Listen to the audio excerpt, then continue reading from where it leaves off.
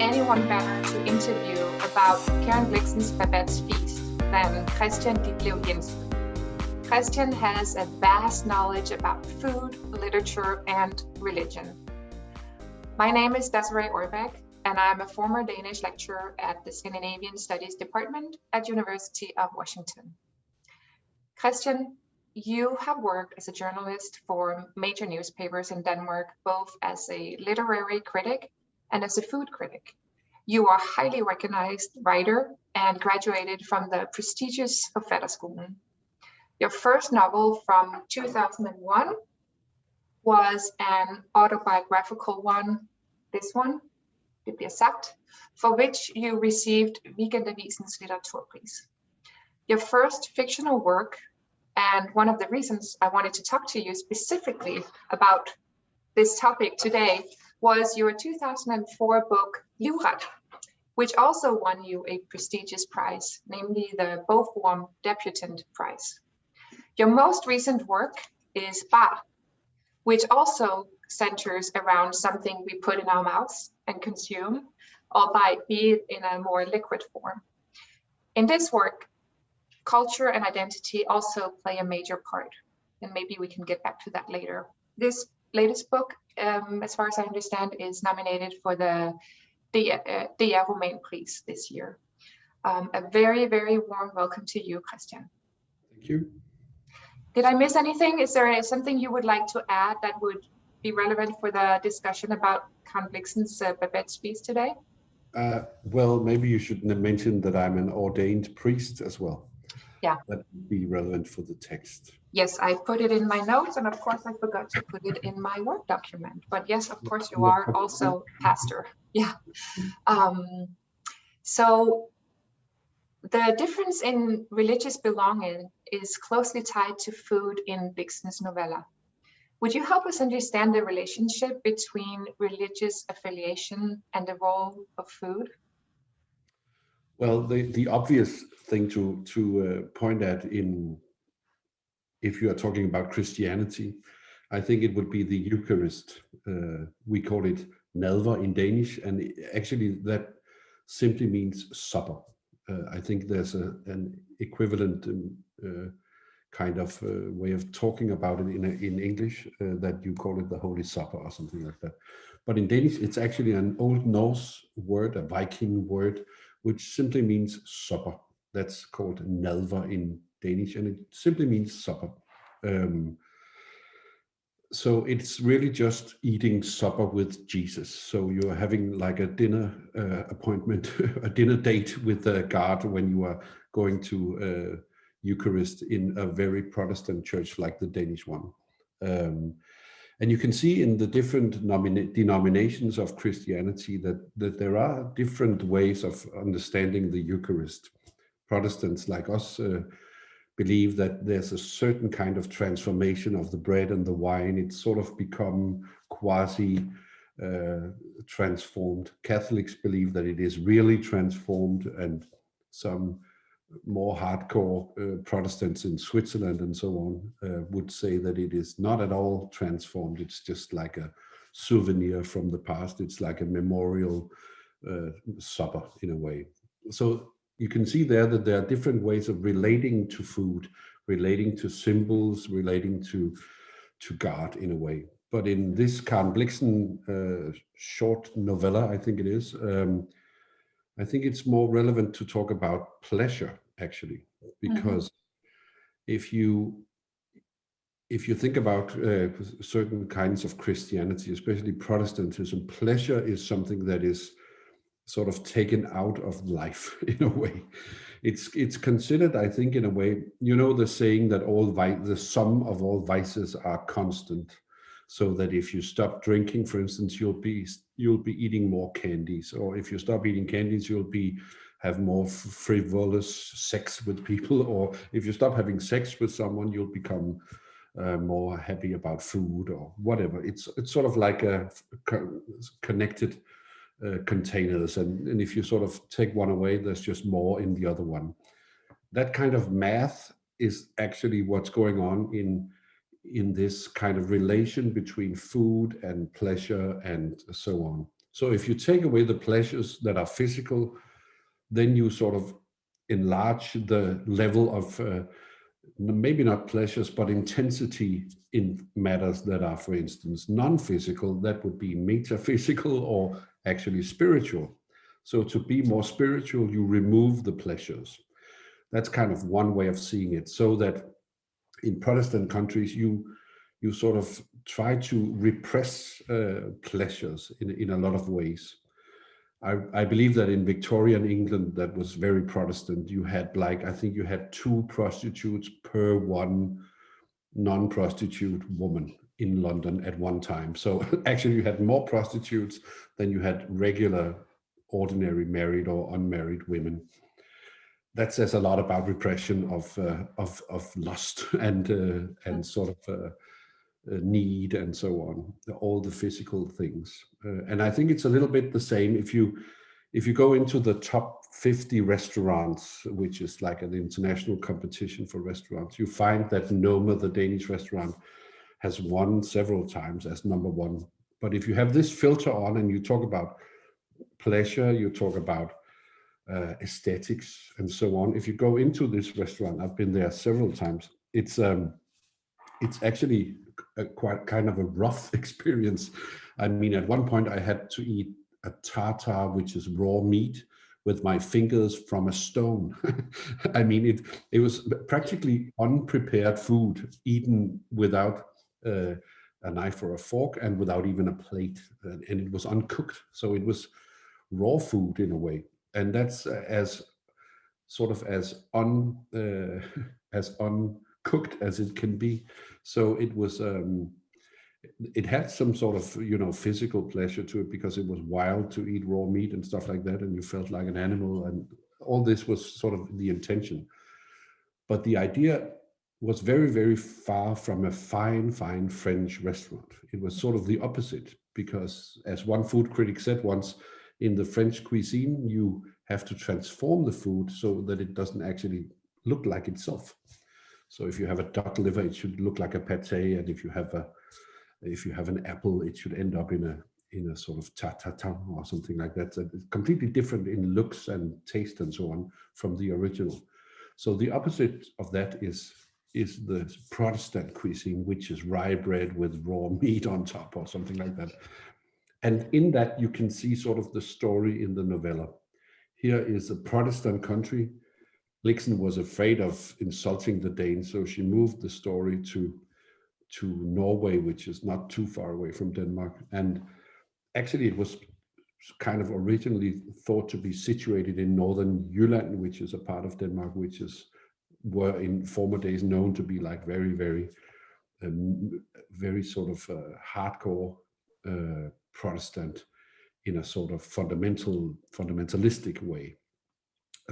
So no pleasure at all, and that's where it was supposed to take place. And then comes this French lustful woman, and she introduces all this pleasure, and that's sort of the intent, the sort of span in the novella, that you have this difference between wanting and needing and getting things that you actually long for, and then repressing it so that you will become focused and intense in your longing for God instead.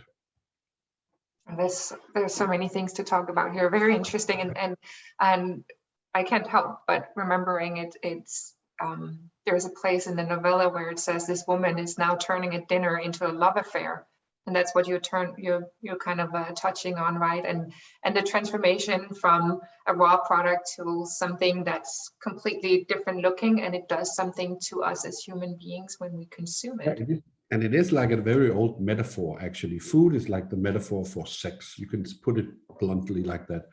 I mean, there's a certain woman called Eve that at one point ate an apple while she was naked, and that turned out to be very sinful, apparently, because suddenly she realized by eating something sensuous, like it wasn't actually an apple. I think it was the old Hebrew word is just fruit. So she ate some kind of fruit, and then she became a sinner, because she reflected on her pleasure. her wanting her. She was forbidden to eat the fruit, and then she wanted it so much, lust, that she actually became a sinner because she did what she was not supposed to do. She moved away from God, and that's what happens when you are a sinner. And that's a metaphor for two naked people. We know what they normally do: they shower or they have sex, something like that. And in this case, it was a metaphor for having sex, but for enjoying life, you could say, pleasure. And that metaphor just goes through all of literature, really. I think it's very often when someone is indulging in food and drink, it's very often a metaphor for sexuality and pleasure and need and stuff like that. Yeah, makes sense. And you, as a writer, you have experience with writing about food and sensuality and the erotic, and also mixing it with things like you're not supposed to mixing it with, like bodily fluids and stuff. How do you, as a writer, go about creating feelings in the reader when you deal with topics like this? Well, first of all, I think you have to be very technical about it. Very often people think that it has to do with that you are feeling a lot of things, but actually if you talk to a dancer maybe or a musician, you'll find that they are extremely technical. I just started learning musical notes recently, and it's completely complicated if you never learned it before. I never learned it as a child, so I decided to learn it now, and it's really complicated. And I think I had this intuition that a violinist or a bass player would just pop on stage and start feeling a lot. But actually they're not feeling anything. Perhaps they might, but they not necessarily. Actually what they're doing is they're being very technical. And that surprises a lot of people when you talk about this, that writing and inducing or making things that are suggestive in a way, in the psychological meaning of the word, suggestion, that you are sort of making the feelings in the other person. It's actually very technical, and it's very manipulatory as well. And one of the things is that you have to find out, if you make a metaphor like food for sexuality, that there has to be some sort of overlap. And in this case, it's the senses.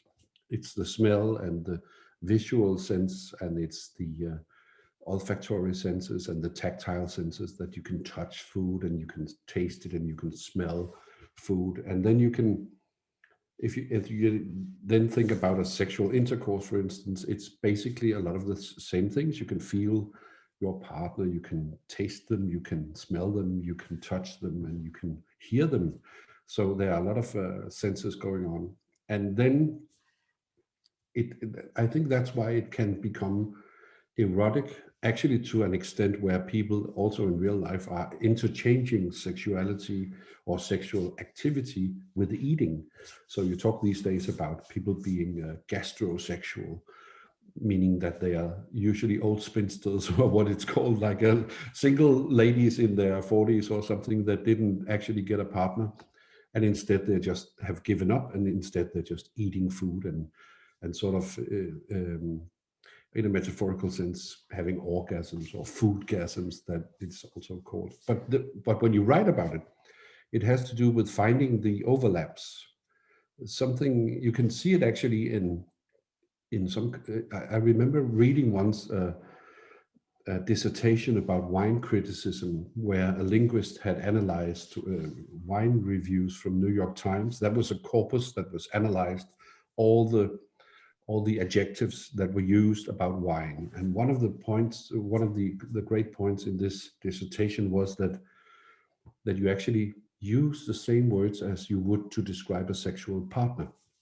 So that you can say that this is a very seductive wine, or this wine seduces me. It's a very pretty wine. It's a beautiful wine.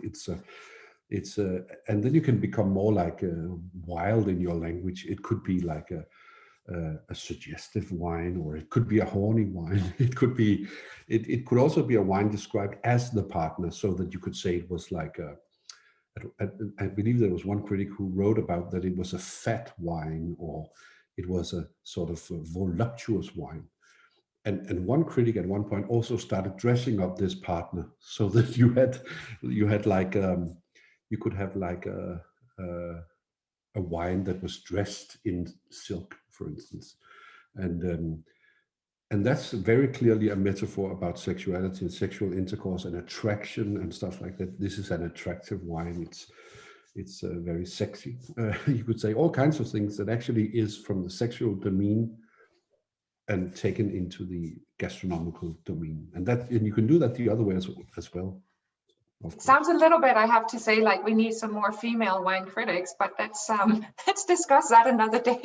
Yeah, it would be nice to taste a very, very muscular Bordeaux, or one with a really heavy beard or something like that. Vibrant, and there could be so many masculine words that would be maybe interesting to see as well. But that's another topic.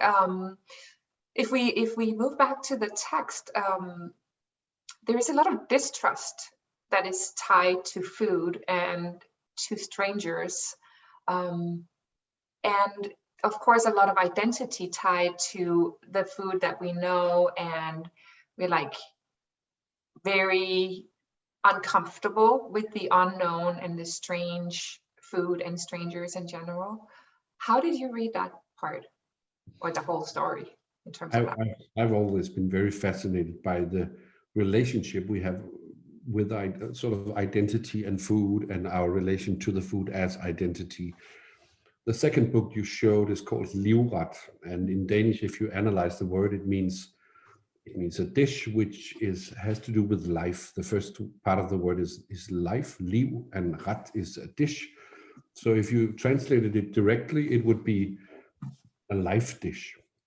And that's a very interesting word because it comes from Hans Christian Andersen, who spent a lot of time in the social world. He was very often invited out for tea or coffee and meeting all these fancy people in their small castles around Denmark.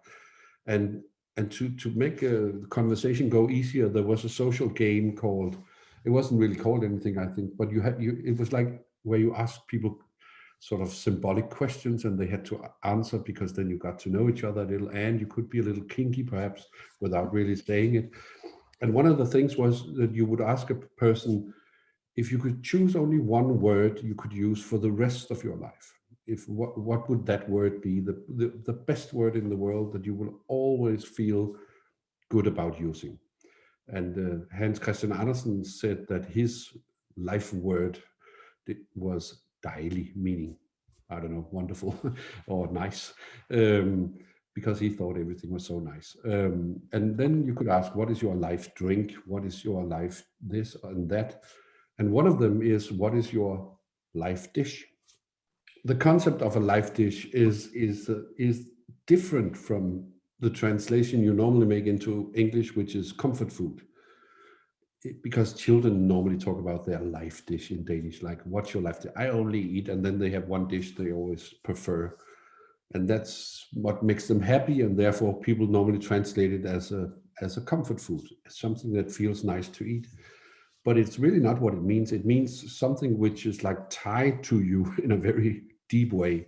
Mm-hmm. So I think maybe that people in Scandinavia and people who have grown out of really simple agricultural cultures have this kind of identification with food. It's like if you go to, I remember once traveling in sort of the middle Americas, in Nicaragua and so on. And every day we just had beans and rice and chicken. And we had it in different kinds of ways, but it was always the same. And I remember once I talked to a chef who had met some people from the Middle East, and they were living in Denmark for a year. And he said, what's the most amazing, different thing about food here? And they said, you have something different every day. And that's actually really strange to us, because they were normally having bread, hummus, meat, some vegetables, and that was it every day, basically. So if you sort of think about it, the identity of food has always almost to do with produce. what is made in the area where you're from, and you're sort of very tied to that. And I remember, even I'm only 50 years old, and I remember when I was a child, things that came from abroad were suspect in a way.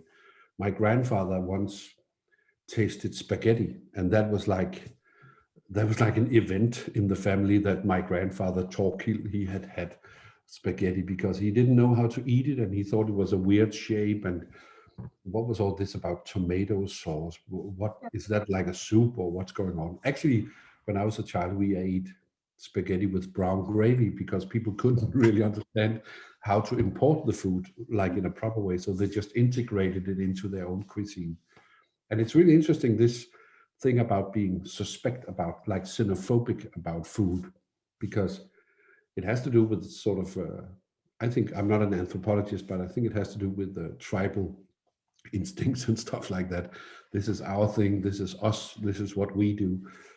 And things that are from the outside are suspect in a way. And that might be a little bit more clear or present in countries that are sort of, where people are sort of still natives in a way. Like you could be a Native American and be white and half Scottish and so on. But actually, America is like a country where different people traveled to, and they settled down, and they had families, of course, for 200 years.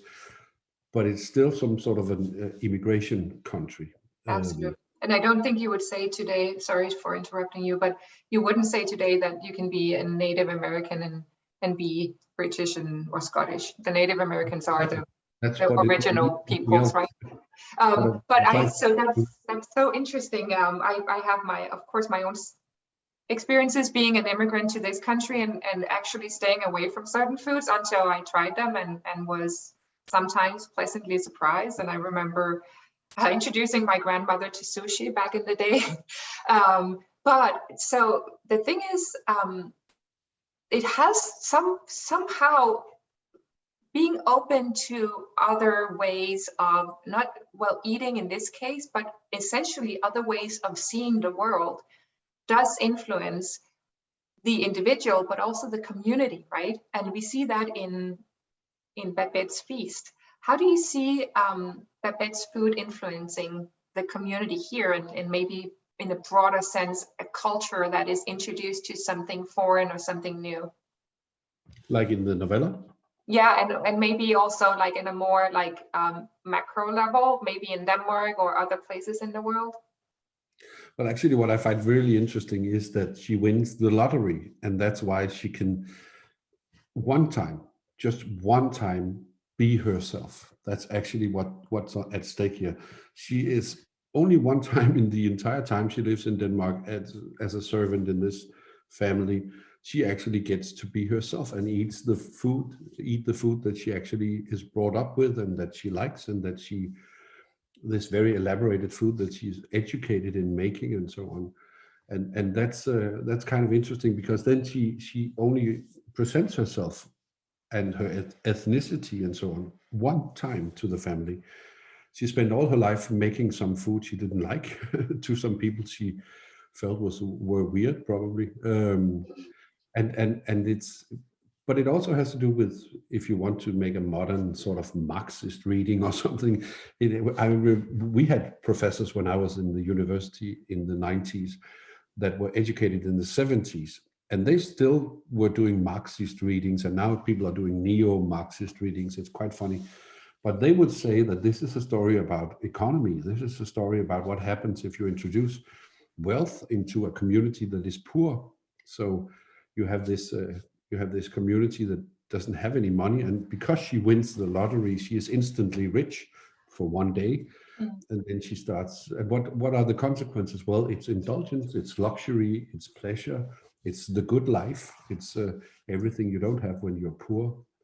And that could be like also a metaphor for the larger community, perhaps. What happens if a community is what happens if a community is poor, if a country is poor, and it suddenly becomes rich? And also in a sense, like, imagine coming to a country and making their food for 12 years and completely suppressing who you are through your food. That was her identity. And then one night she gets to do that, and she can't do it before because she had to try so hard to assimilate into this community that she entered into when she really needed protection, right? There's a really, really nice story about this. The Danish National Theatre, I don't know if you know about this, but they made a tour of Denmark where they made like a Babette's feast, but as a dinner, where they invited a main host, someone from a local area, and this local host were then supposed to invite all the characters of the novella, and then they invited, and this is the interesting part, a chef, and this chef were allowed to make the meal of a lifetime. And they invited local chefs. So if you were in like the southern part of Denmark that has issues with Germany because they used to be occupied by Nazi Germany.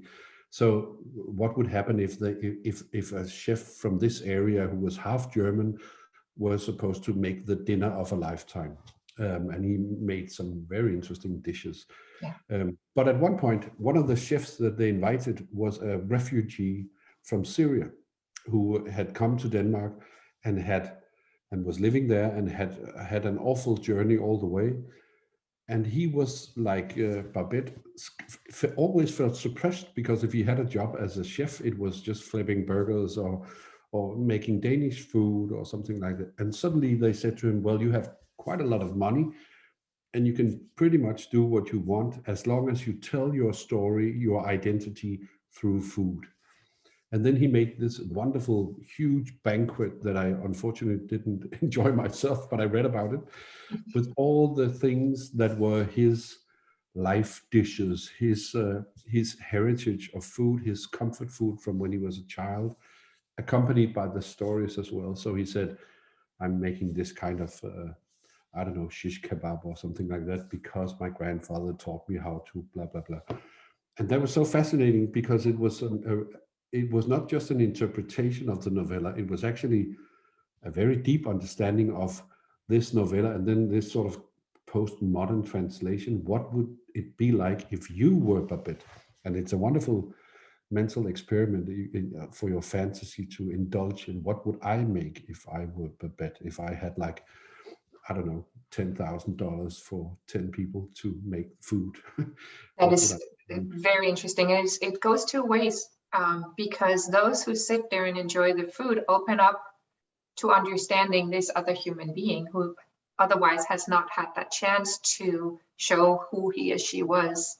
And it's like you say, ties very well with the novella, because the dinner serves as some kind of cleansing, both for Babette, but also for the guests around the table. And afterwards, they play in the snow, and they're described as lambs. And I'm curious to hear, of course, your interpretation as a pastor, because I mean, it said they had their sins washed white as wool. Right? It can't be more obvious that there is a connection or pointing your finger back to a biblical interpretation. How did you read this part? Oh, there's so many things in that. But in Denmark, we just had I guess around the entire world, we just had, when we are talking together, the third Sunday in the Advent, which is the Adventus Domini, which is the period where we are entering the Christmas phase of our religion in Denmark. And the third Sunday, which was last Sunday, is dedicated to John the Baptist. He was sort of a quick sketch of Jesus, you could say. He was like, he could have been Jesus in a way. He was looking like him in a lot of ways, but he wasn't Jesus. But what he was the first one who saw Jesus as God, basically. And what he says is, behold the Lamb that carries the sins of the world. So, and it's from the Gospel of John, this particular expression.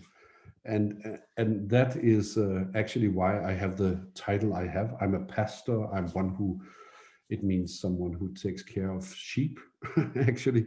And and I think it's only Protestant priests that are called that. But the metaphor is that your herd, your congregation, are like little sheep, and that's because they are little sinners and they are helpless, like little sheep, and then you have to take care of them and make sure they don't run away and so on. So it has to do with Christ in some way. I'm not really sure how, but it is. There's this interesting theological thing about the story that you traditionally you say that there are two ways of entering heaven if you are speaking theologically. One is through the original one was through pleasure and through being indulgent and living a good life in a way. But then because of the pain and suffering of Jesus, the other, that also, by the way, has to do with the suppression of luxury and so on, that you have to be like Jesus, you have to suffer. So you take away all the good stuff, so you suffer a little bit more like Jesus. But that was St. Paul who said that the way to enter death is through the cross, meaning you have to die to go to heaven. And I think it was, there was someone who once said, everybody wants to go to heaven, but nobody wants to die. And Paul says, well, you need to die to go to heaven, and you need to be crucified in a way to go to heaven. You need to be a sinner and realize that, and you need to suffer the consequences of that, and then you die, and then you go to heaven. And that's like a very tough way to go to heaven. Most people think, hence the expression, everybody wants to go to heaven, but nobody wants to be Jesus, really. But as opposed to this way of suffering, there's a way of pleasure as well. And there was a big, at one time, theological discussion about which one is right. And also it's, in Europe, it's mirrored in the difference between the Catholic world and the Protestant world, where the Catholics are sort of showing off pleasure on the outside, and Protestants are sort of taking it away and making everything simple and making everything like sort of like it's not there really. For a good example is the prayer you say before you eat when you're in a Christian family. If you go to a Christian family in Italy or America, in fact, normally people would say grace. So they say some kind of table prayer, we call it in Danish. And then I remember once visiting Mormons, which are in their own view kind of Christian, and they make these tremendously long grace sayings that are like 10 minutes long. And other people make like a minute or something. In Denmark, if you meet someone who's extremely religious, they might say like 2 lines or something like that. Otherwise, they don't say anything. But what they always say after the meal is, thank you for the food. And it's considered really, really rude not to say thank you for the food. And that's actually a small grace. It's a small table prayer. It's something you need to say to show that you are a religious Protestant, because it's a little grace, but instead of having it before the meal, you put it after the meal, just to say, well, I don't give a damn, to all the Catholics, really. And we have a lot of things like that where people are protesting against showing off pleasure or showing off emotions, that now we are happy that we are getting food. We don't say anything, we just eat, and then afterwards, thanks. And you have all these differences, and I think that has a lot to do with these two, the pleasure and the suffering as principles. And that's really what's at stake in this novel. It is a Catholic from Paris meeting hardcore Protestants, which are basically probably fundamentalist Protestants, which most people are not today in Denmark. And then you have this showdown in the novella where what happens when this crashes, and what happens is that actually they learn from each other perhaps and become little lambs that are saved by actually being interested in each other. So there is sort of a copulation going on. There is a love affair between two different kinds of persons. And something happens that wouldn't have happened without the influence of someone, the other, so to speak, right? Someone from the outside, but someone who was also willing to adapt before she introduced something new into this pious community. Yeah, you could make all sorts of readings. I mean, one of the more corny readings you could make is that Babette is simply Jesus. She is she's bringing the Eucharist to the table. Think about me when you eat this bread, and think about me when every one of you drink this wine. You need all of you to drink this wine, not just the priests from the Catholic Church, but everyone, which is a kind of Protestant fundamentalism, that everyone has to be part of the Eucharist. And that is one of the things that people are struggling with in this novella, that they are forced to having all this food that they are not accustomed to, and which is too much. The gift that they are receiving is too much, and that might be some kind of metaphor for Jesus simply. And it's kind of interesting that a woman who is posing as a man to be published is perhaps making Jesus into a woman. As a maybe sort of maybe she's posing to take it even further. She's posing the question as whether she's in fact the Jesus, or the one bringing something new in a literary sense to the table, right? Yeah. So on that note, Dinesen or Blixen draws on many classics and classic writers, both Danish and writers such as Shakespeare. She draws on Martin A. Hansen and Orson, for instance. Do you think there's a deeper point for her in doing this, other than writing herself into a literary canon? Well, I think she's just a very competent writer, so that there are so many levels in what she writes. She's one of the rather few Danish writers who is actually, where it's actually fair to put her in the international scene, so to speak. Recently, New York Times decided that the Danish social realist called Tove Ditlevsen is also perhaps one of the greatest Danish writers ever. And then maybe we have like 5 or something like that. And it's quite reasonable because we're such a small country. But what it takes to go to that level is that you have to make, I don't know how to put it, but it's a kind of deep literature where everything is like integrated, and where you can feel it immediately when you meet masters of literature, if you might call them that.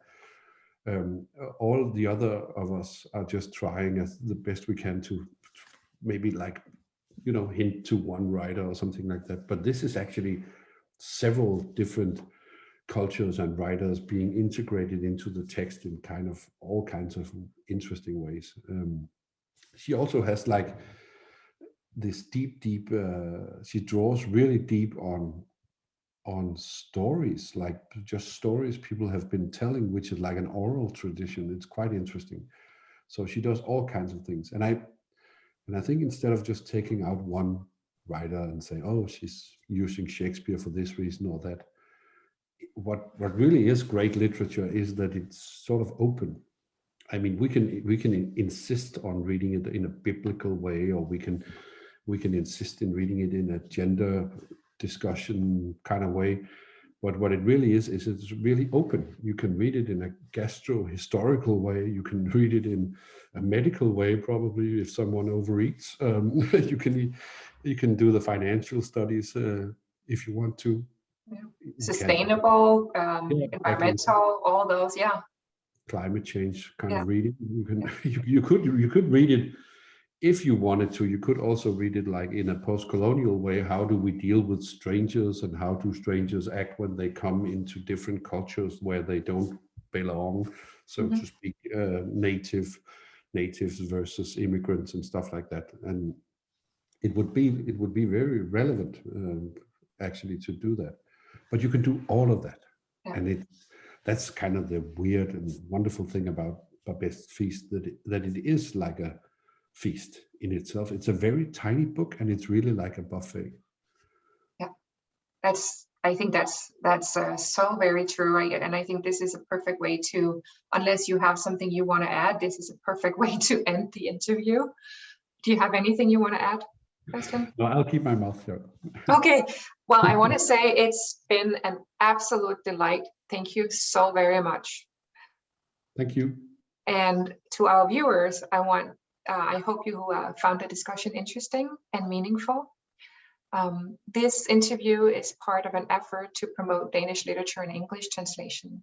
In this series, I invite writers and literary experts to participate in interviews and discussions.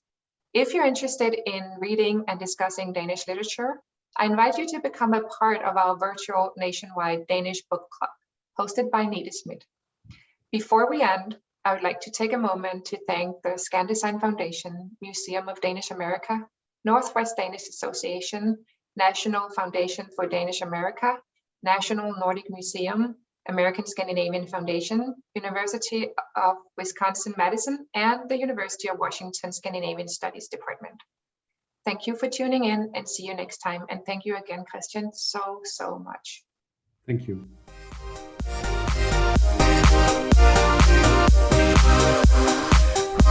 Thank you.